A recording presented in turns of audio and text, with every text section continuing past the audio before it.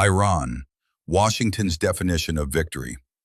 The armistice negotiations led by J.D. Vance have ended after 21 hours without agreement. That outcome clarifies the moment. The question is no longer how a settlement might be structured. It is whether the United States will execute its strategy with the same discipline it has long articulated.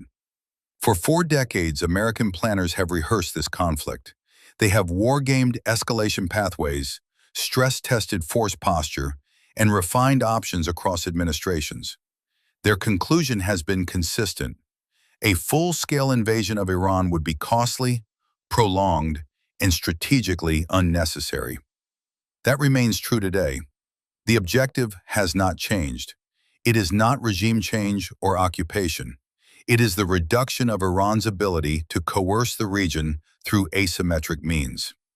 What has changed is the transition from negotiation to enforcement. With talks now unsuccessful, Washington has signaled a limited blockade of the Strait of Hormuz. This is not an act of maximalism.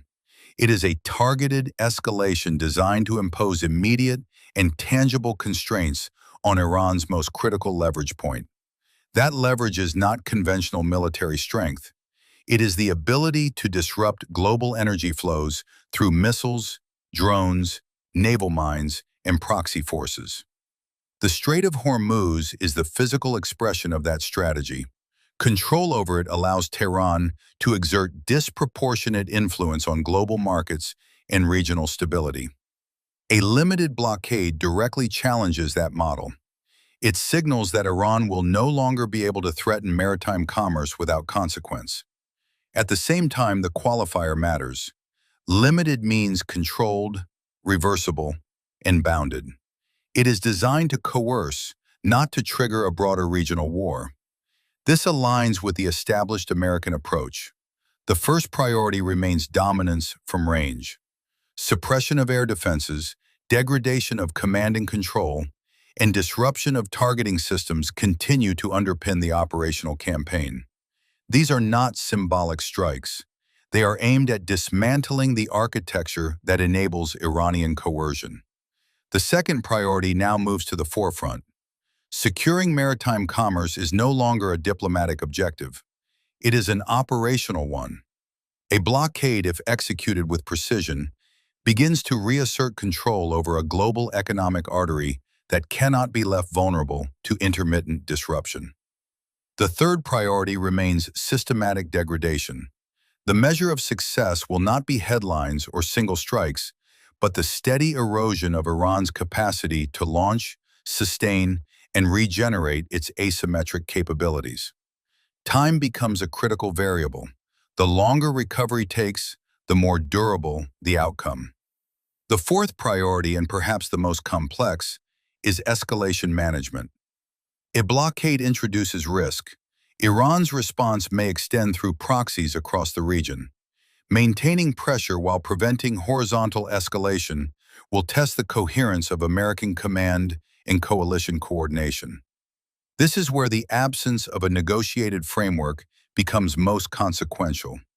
The role once envisioned for diplomacy was to translate military pressure into a stable political end state. That pathway is now narrower, but not closed. Military action must now create the conditions for a future settlement, rather than formalize one already in reach. Victory, therefore, remains what it has always been in this scenario. Not regime change, not occupation, not a prolonged ground war. It is a restored freedom of navigation through the Strait of Hormuz, a materially degraded Iranian strike capability, and a constrained or neutralized nuclear trajectory. What is different is the path to get there.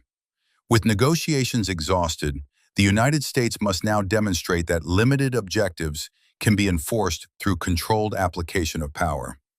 That is a more demanding test than negotiation.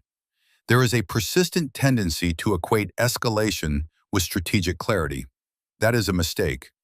The real discipline lies in applying force precisely enough to achieve defined outcomes without expanding the conflict beyond its strategic purpose.